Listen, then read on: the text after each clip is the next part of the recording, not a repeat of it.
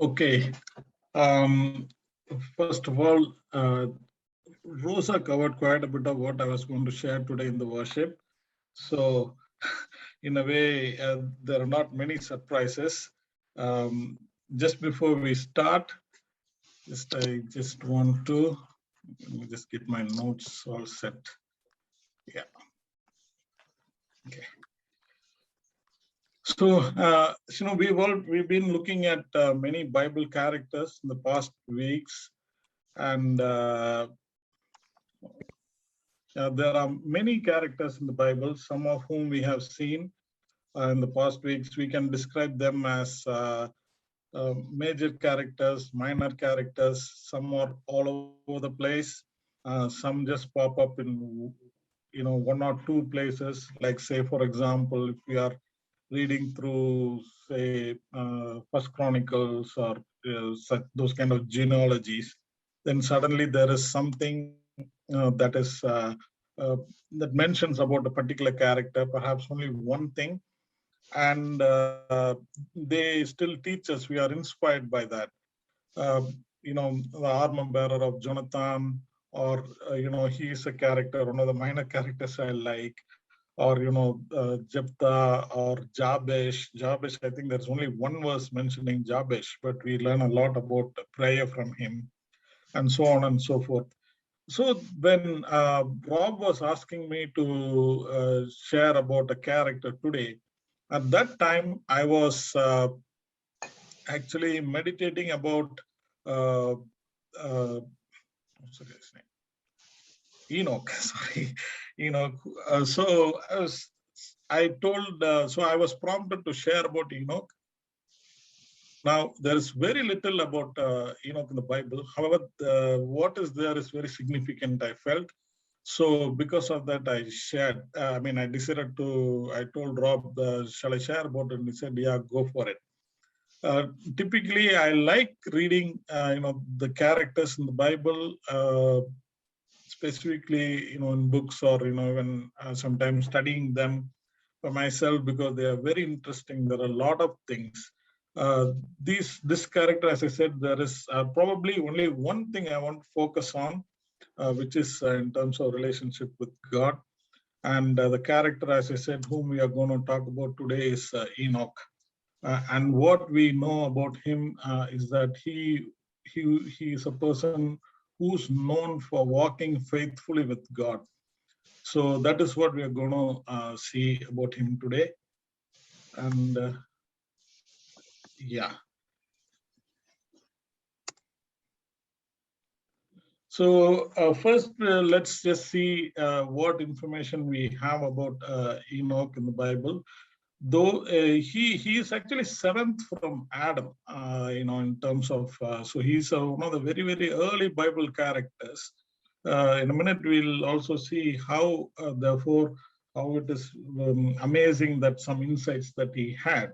So he is a very, very early Bible character, and he was also the great grandfather of Noah.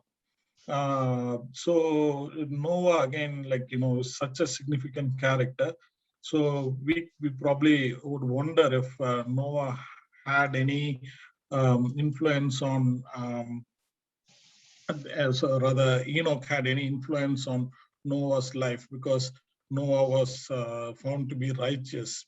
I wonder if his great granddad, who lived for 365 years, would have had some influence of Noah, probably.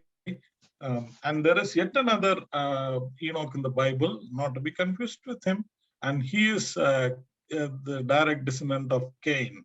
So he, as we can see here, he is a descendant of Seth. So, and that is the basic, the context, or where we actually see him in the Bible. And in terms of his life, there are two things that we can really, focus on him, which I really want to kind of emphasize today. One is the fact that sorry, give me a second. One is the fact that he walked with God, and the other is the fact that he really pleased God. In Genesis 5:21, we see that he walked with God faithfully. NIV uses the adjective faithfully, and NLT uses the adjective in close fellowship.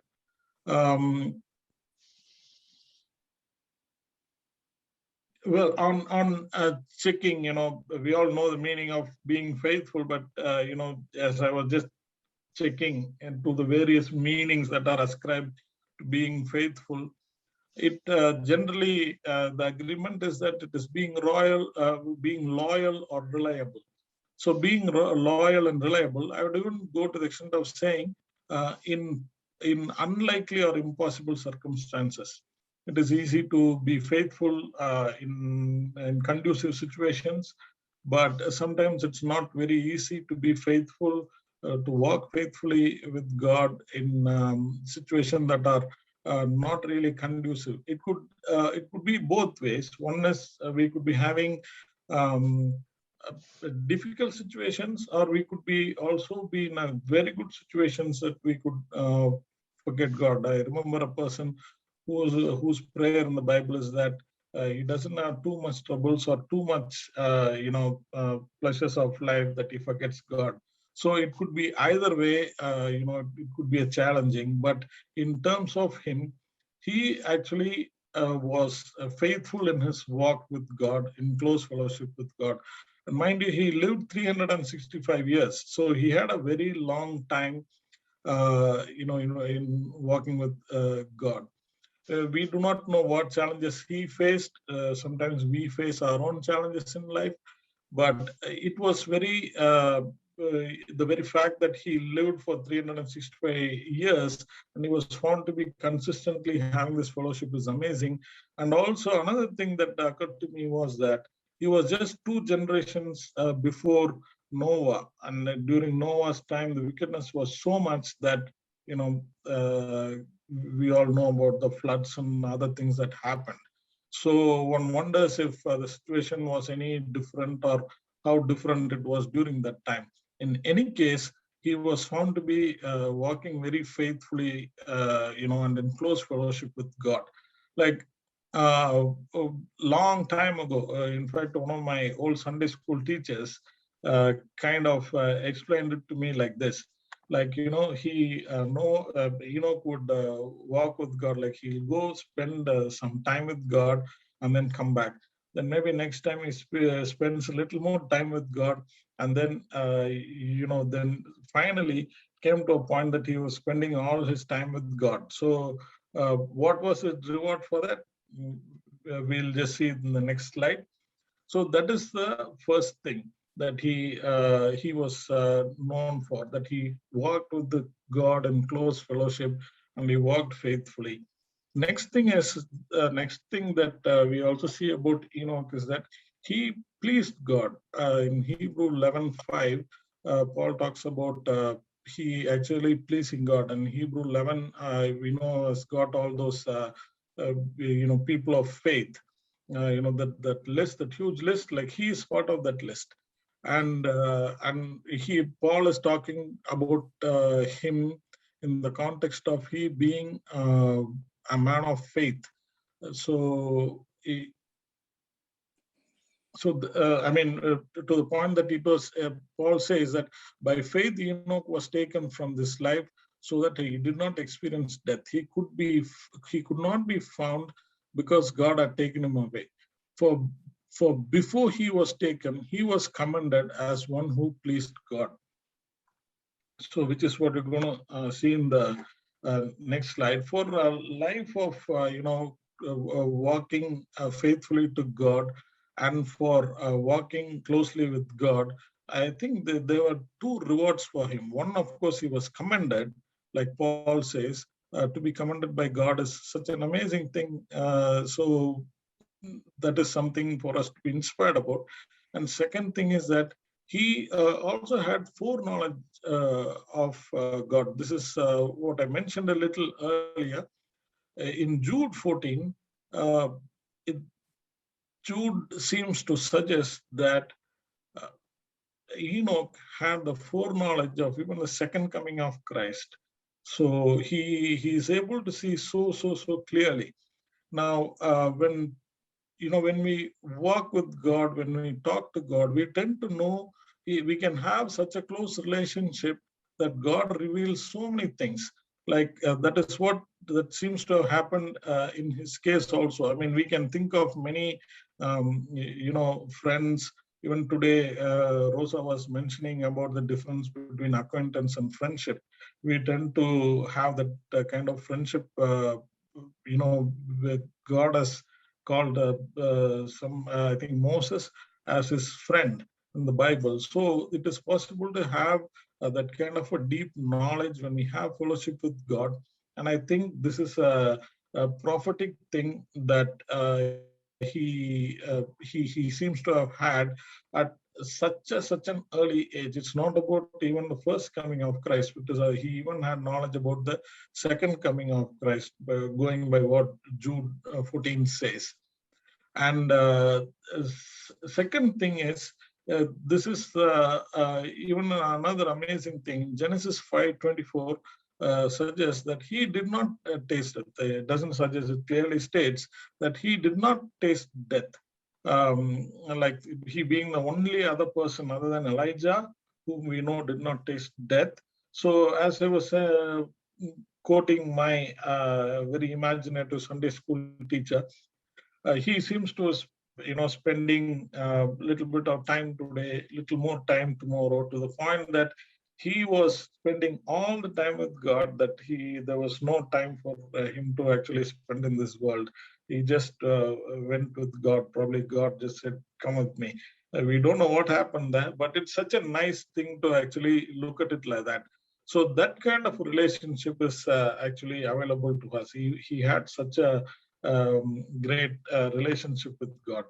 So, which is not too different to what the kind of relationship that Christ had with the Father. So, we know that Jesus did what his Father did and said what his Father said. So, how close a relationship is that? Like he didn't do anything other than what his father would have done. It is like that is Jesus also stayed in such close relationship with the Father. And one of the examples, amazing examples that we see is that even choosing his disciples, he didn't choose randomly or on his own accord. In Luke 6:12-16, we see that he spent the whole night, he prayed all night before choosing his disciples. So those kind of significant moments, Jesus seems to have spent so much time with God and close communication and fellowship with him before making these kind of key decisions. And he often withdrew by himself, we read in the Bible. Of course, the well-known example is he's spending time in Gethsemane, which we all know, but also there are so many more examples that we can really think of. Even when he was praying in Gethsemane, he prayed that that I have given them the glory. That is, he's talking about us. You gave me so that they may be one as we are one. So God's prayer was that kind of fellowship that he had, that we also have with God. That was his prayer, even during his when he was praying in Gethsemane at such a crucial time of his life. So the takeaways from what from this, I believe, is one is that God's fellowship is available to us, which is such an amazing thing, right? It is not like we have to ask for it, we have to fight for it. All that we have to do is we find the time and go for it. God is he is available for us to have this kind of relationship. Jesus Christ actually came to restore the relationship between us and God In the case of Enoch, we say that in spite of that, not only him, so many of the Old Testament characters still had a close relationship with God. So God is always for that relationship. So that is an encouragement for us. And second thing is that God commands faithfulness and faith.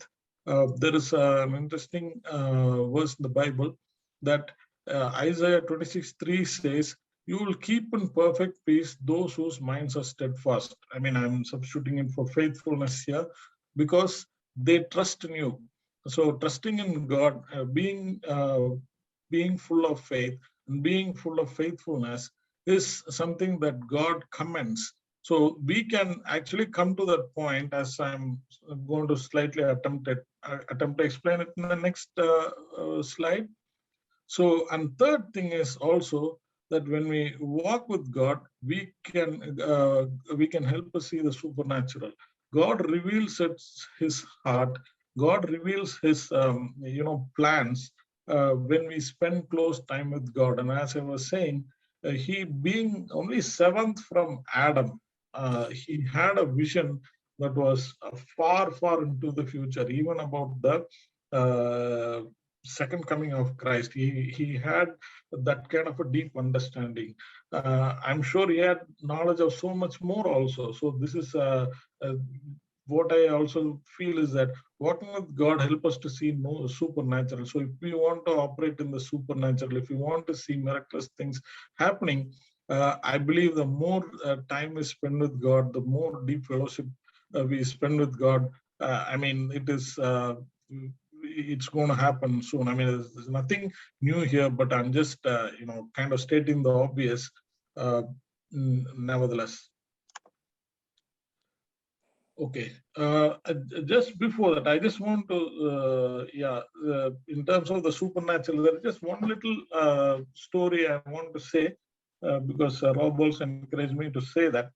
When I was a teenager, I think 17, 16, 17, around that time, somehow, I had a very good fellowship of friends and, teachers, and I used to pray very early in the morning. I did it once or twice, and somehow that started happening, often. So just to give you kind of, the Indian context, that we don't use duvet like we do here, but we just use thin sheets to, when going to sleep, you just cover yourself with some thin sheets. That's enough because it's very hot. But what I found was around early in the morning when I was praying like this a few times, early in the morning around 3:30, I would wake up and there won't be a sheet on me, but I would see it folded and kept near my feet. So I thought my mom was doing it. So once or twice I thought my mom was maybe helping me to get up and pray because I was doing it. Then I asked her, she didn't. Then I thought I was doing it absent-mindedly, then that wasn't happening either. Then I noticed something. Those sheets were so perfectly folded that I was really startled by it. So I was beginning to wonder what was going on, whether there was some, angelic thing happening. I don't know, but physically I saw that every day around the time that I had to get up and pray, these sheets would be folded and kept near my feet. So I would get up and pray. So this is something, and I'm sure all of us have had some kind of supernatural, intervention of God in our lives. This I'm just sharing. So, to be encouraged about this. God can do it in our lives as well. Okay. Now, in terms of how to get into close relationship with God, I realize that we are all, mature Christians. We all have a good relationship. As today's worship itself, I was saying that the worship should have happened at the end of my talk today, because we are already at a point where we are enjoying the relationship with God, and all those things are like celebrating our relationship with God. Nevertheless, I'll just go through, some things that I heard from people who have helped me when I was going through rough patches and period of, being dry. How it helped. The first thing is that to be very regular about the quiet time. That's a very simple place to start. We can really have fellowship with God. We can spend time. We can hear from Him. We can pour out our hearts. We can also hear from God. So that is a good place, which I'm sure all of us are, surely. And the second thing is to actually persevere. And there was a particular period of time when I was feeling that the prayers were not getting answered and life had kind of been on a pause button. So I couldn't actually read the Bible much, or at least I couldn't enjoy it as much as I could. So I would read one chapter and I would, I couldn't continue anymore. So I was talking to, one of my friends. So he was saying, okay, if you can't read one chapter, read 5 chapters. I said, what do you mean? He said, you read 5 chapters and see what happens. So I did that. And then before I knew, I was enjoying it so much. So I could actually continue. I got back my old kind of involvement in enjoying the scriptures and reading. So one thing I would suggest, like what I've heard, is that that has been helpful to me as well, is that to persevere even when we can't, so we can have that relationship. And second thing is uh, going deeper in God. Now, going deeper, uh, we would also, as we have seen God, even from Enoch's life, that God seems to reveal to Enoch things of great, truths, very mysterious things that even we have not yet seen. So if God is revealing that to him, and we will also be revealed those kind of deeper knowledge, and which would in turn help us to be more steadfast. I mean, we can get God's perspective of things and not our perspective of things in our lives. So that will help us to be more steadfast. And last thing I think that would probably help us would be to stay encouraged about this. So God desires a fellowship, and Jesus paid a price for us to have this fellowship with God. So, and that's what we are going to do, in eternity, to have the fellowship and relationship with God, praising and worshiping Him. So, doing this is actually practicing heaven, while we are on this earth. What an amazing thing it is. So, let us be encouraged about this and be steadfast, and let's go deeper into our relationship with God. So, how does it outwork for the church? There are a few very interesting verses in John that that the consequences of the explanation of it is little different to what would actually what we'll imagine. In 1 John 1:7 it says, "But if we walk in the light as He is in the light, we have fellowship with one another, and the blood of Jesus, His Son, purifies us from all sin." If we have fellowship with God, that is walking in light, being steadfast, that also encourages our fellowship. Not only our fellowship, but our fellowship helps us to have more pure life. In fact, it says purifies us from all sin.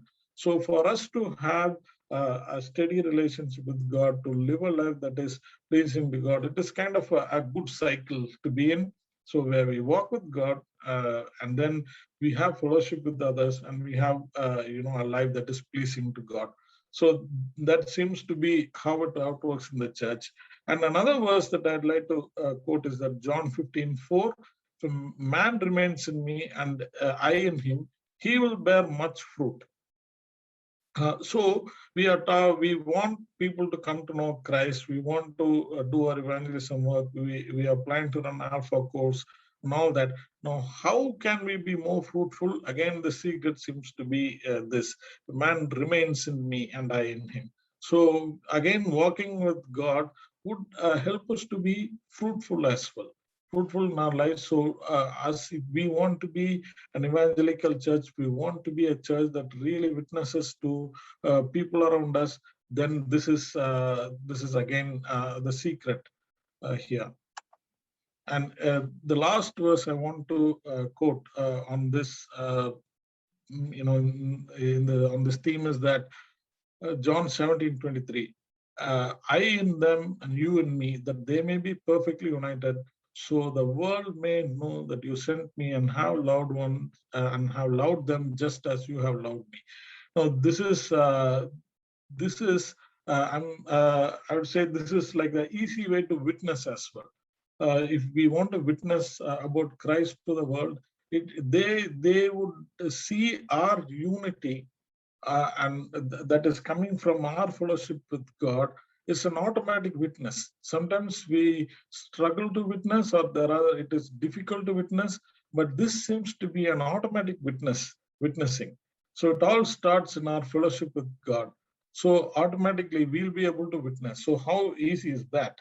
So this seems to actually literally happen, automatically, that the world will know that we are one. And Jesus is talking about so much about being in that unity and relationship with God.